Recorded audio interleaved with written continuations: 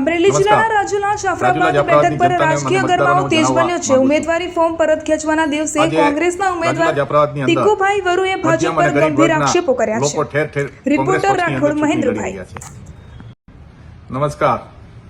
રાજુલા જાફરાબાદની જનતાને અને મતદારોને હું જણાવવા માંગુ છું, આજે રાજુલા જાફરાબાદની અંદર મધ્યમ અને ગરીબ વર્ગના લોકો ઠેર ઠેર કોંગ્રેસ પક્ષની અંદર ચૂંટણી લડી રહ્યા છે અને અમારી પાસે જે ચૂંટણી લડી રહ્યા છે એને રસોડું, સંડાસ, બાથરૂમ અને એક એક મકાન જ છે।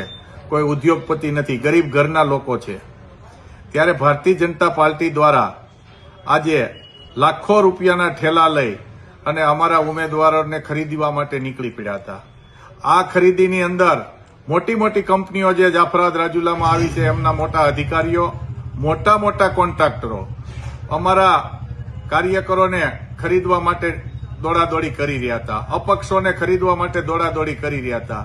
એમાં અમારે એક બે કાર્યકર ખરીદી પણ શક્યા છે એ લોકો, કારણ કે તાલુકા પંચાયતની નાની એવી ચૂંટણીની અંદર 8-8 લાખ રૂપિયા આપી અને ઉમેદવારને ખરીદી લે છે અને સામે લોકશાહીમાં આ લોકોને ખબર પડી ગઈ કે અમે લોકો જીતી શકીએ તેમ નથી।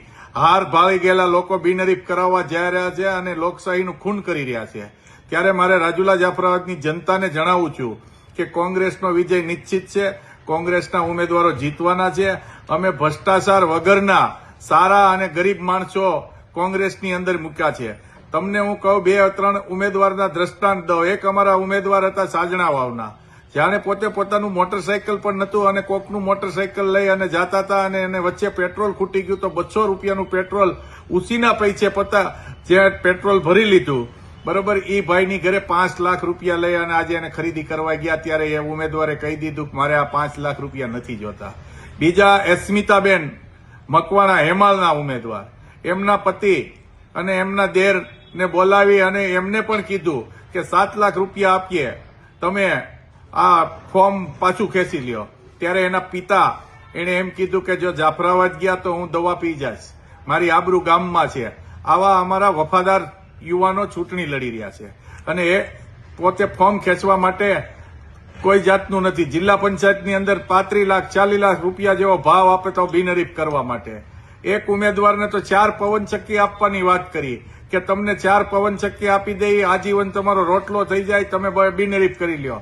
ત્યારે મારે રાજુલા જાફરાબાદની જનતાને કહેવાનું છે કે અમે ગરીબ માણસો, નાના માણસો, મધ્યમ માણસોને ફરી મેદાને મૂક્યા છે। ત્યારે રાજુલા જાફરાબાદમાં કોંગ્રેસ પક્ષને ખતમ કરવા માટે ભાજપે સોપારી લીધી હતી, અમે ફરીથી ઉભો કર્યો છે। ત્યારે રાજુલા જાફરાબાદના લોકોએ ફરીથી કોંગ્રેસને મત આપી અને કોંગ્રેસના એક એક ઉમેદવારને વિજય બનાવજો।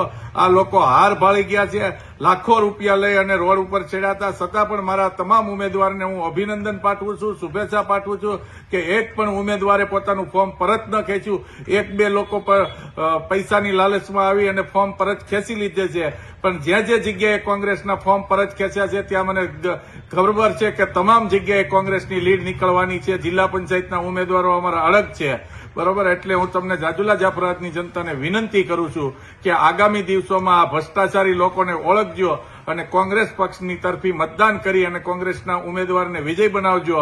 ભવિષ્યમાં અમે ખેડૂતો, ગરીબો, મધ્યમ વર્ગના, હીરા ઘસુઓ, તમામ નાના અને કસડાયેલા વર્ગની માટે અમે મહેનત કરશું। અમારી પાસે પૈસો નથી, અમે ભ્રષ્ટાચારી નથી, એટલે નાના માણસોનો સાથ સહકાર રહે એવી અપીલ સાથે મારી વાતને વિરામ આપું છું। જય શ્યામ।